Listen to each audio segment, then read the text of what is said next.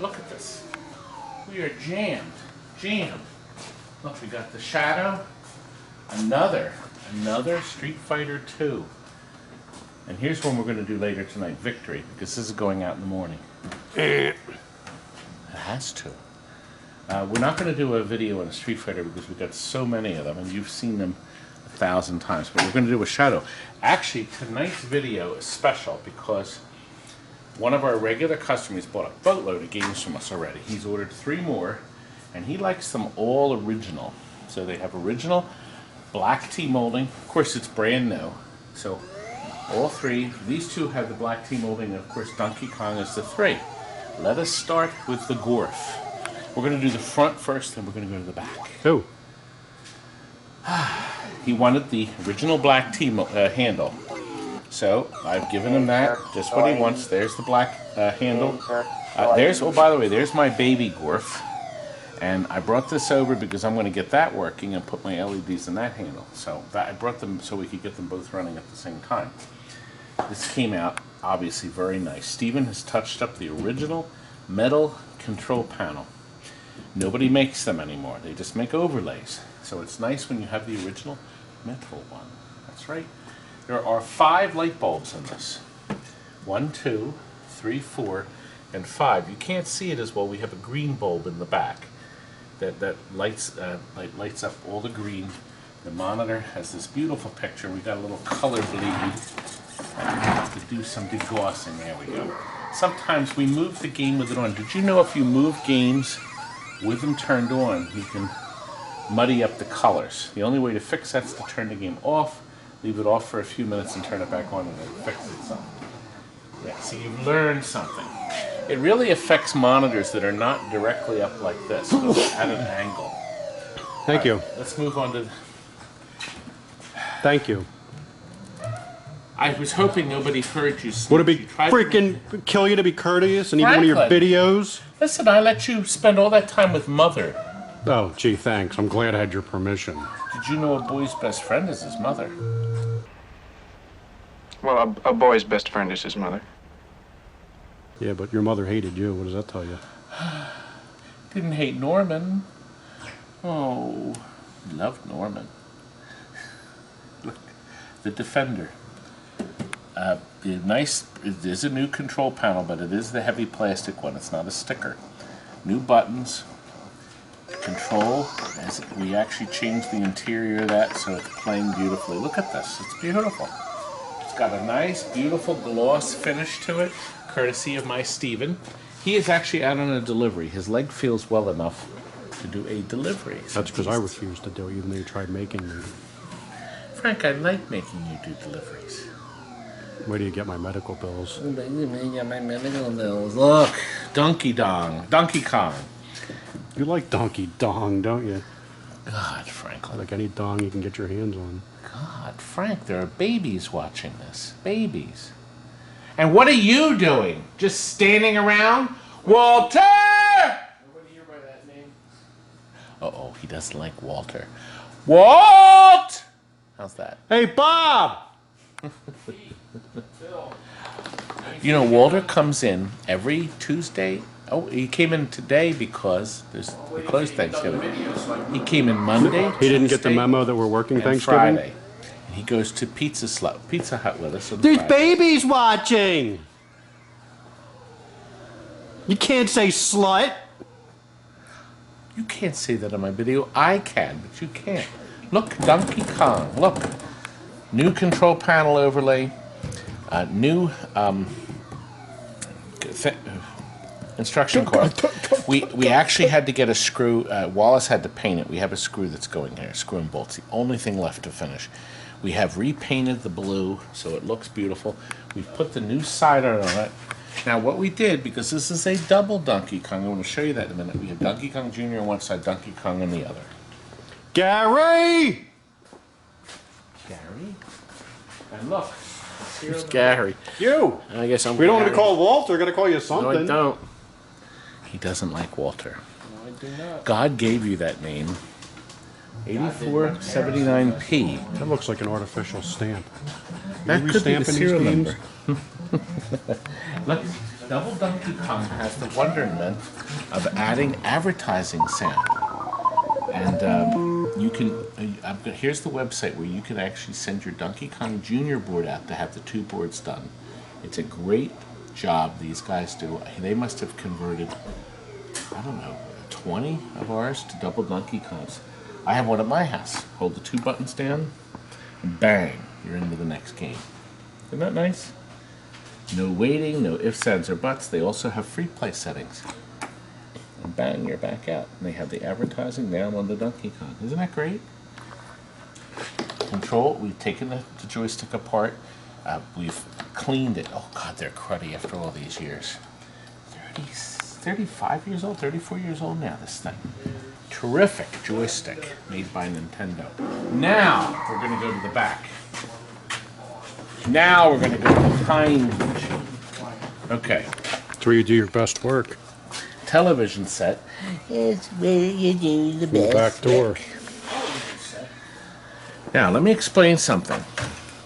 On this most recent board we just got back, we had to put the original Donkey Kong power supply in. Because the minus 5 volts was not running high enough for this board to run. So we took the power supply out, we changed all the capacitors in it. So the power supply is like brand new. The double Donkey Kong are those extra boards there, and you have to use a Donkey Kong Jr. board because that has more, brain power, like me. You also rebuild the amplifier. You're back already! Lazy, worthless. Okay, now, there's the amplifier. I want to show you something. If you go in, rebuild this, you have to be very careful. Do you see that plug and this plug? They're identical.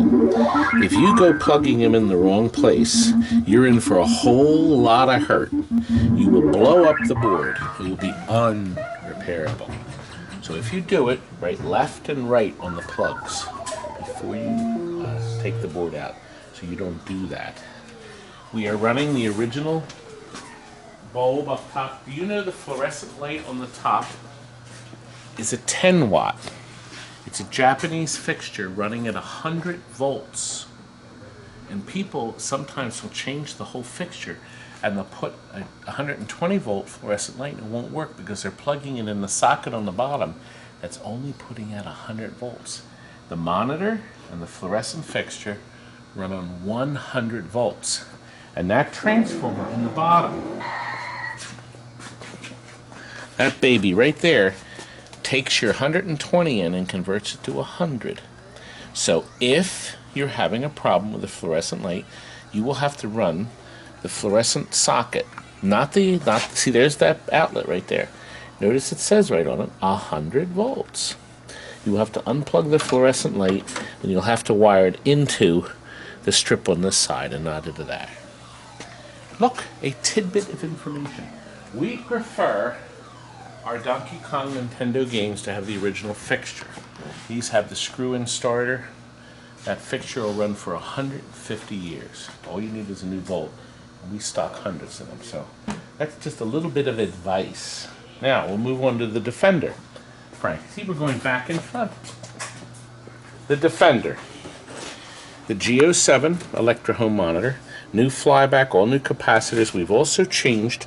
There's a resistor in the vertical hold circuit in the back. That weight thing that looks like a piece of chalk or a square chalk. Okay, we've also done, there's a couple mods that are done on these games, and you do have to change. Up top, there are 2 capacitors. See those 3 black caps? You have to change them. They're not in the cap kits, but I'll never forget, somebody says, oh, you don't need them. I'll never forget that one of our chassis was dead as a doornail, and it turned out to be that big fat cap at the top. I think that's a 330. That's in the kit. It's in the kit now? The other 2 are bipolar. Sometimes they're in the kit, sometimes they're not. I bought them separately and I just change them. So it's best to change all the caps, and we also have a new high voltage, or not, I mean a horizontal width coil right there. See that right there? You have to keep your hands out. See, Frank, the last time I stuck my hand in, Stupid! Did any of you jump? Anyway, let's look down here. Now, See this power supply? We do not use the screw terminal one. And here is why. Look at the board layout. The boards are so far apart. We find that a computer controlled power supply is the only way to go because it provides nice heavy voltage. Look what we've done. We have our connectors here. So if this power supply does go bad, there's a fan in it and it runs nice and cool. But if this power supply should fail, it's an easy change.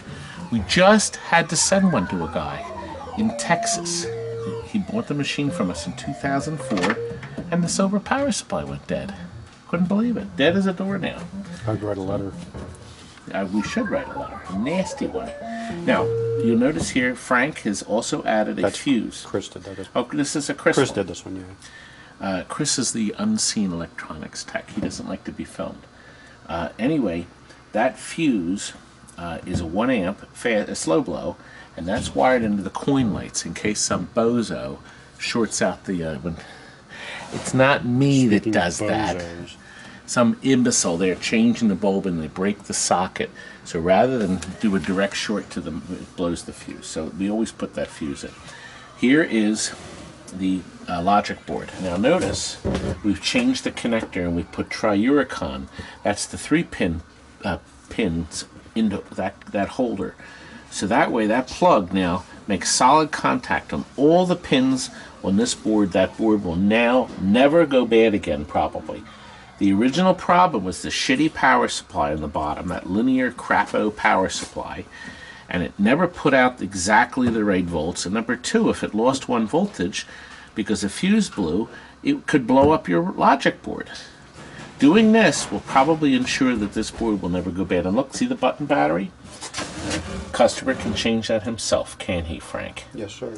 And this is the Red ROM revision. The Red ROMs is the newer revision. Red ROM, Red ROM.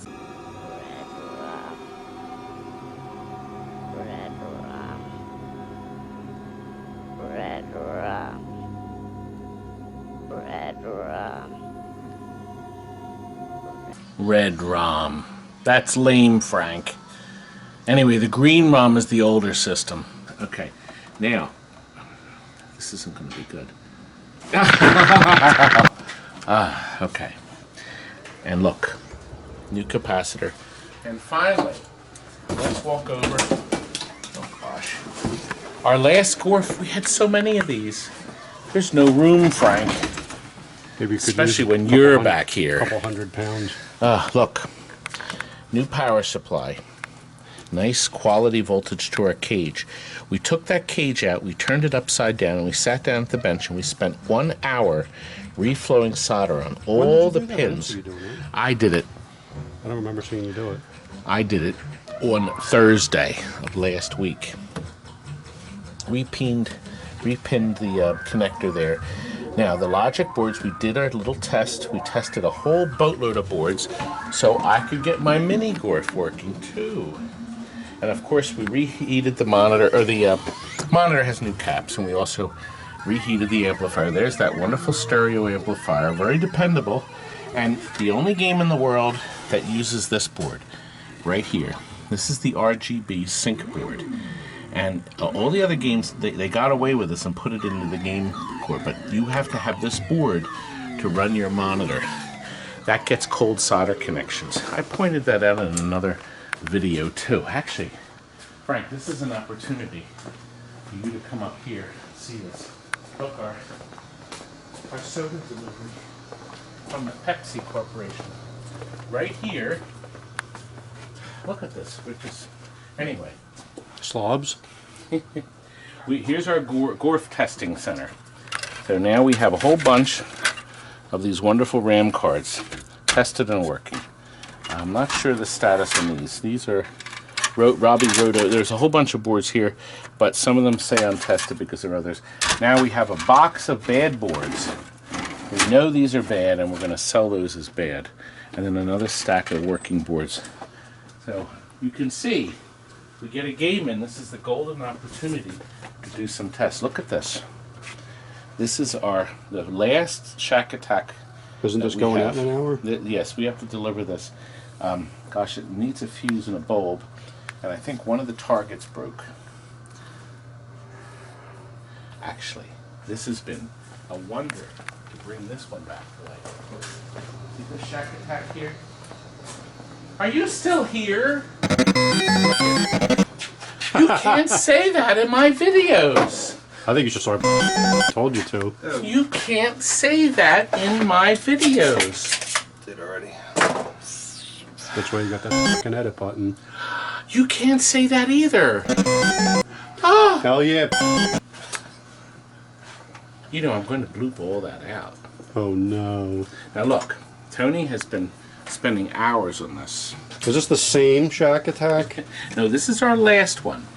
You can see we've taken so much apart. It's been touched up, repainted, and sealed with the Mylar. But it's still, we have stuff to do. You can see it still has incandescent bulbs there. But Bubs. Bubs. Oh, I wonder who this could be. Do you think this could be somebody that wants to order a Pac-Man? Yeah, he's videoing right now. You know, call you back?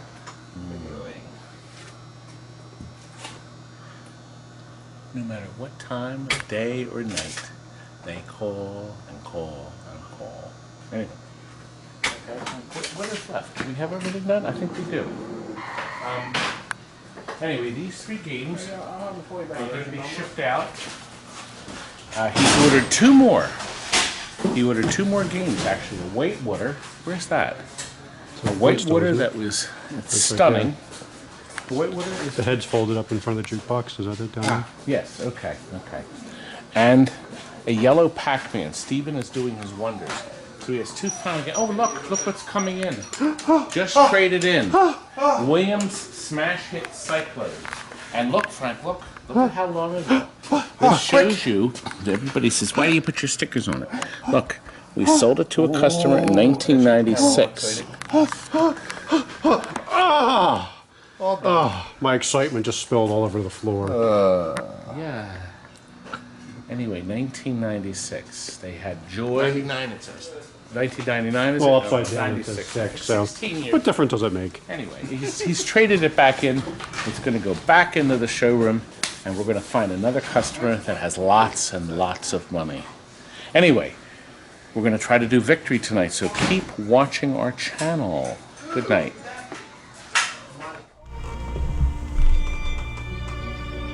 Are you still here?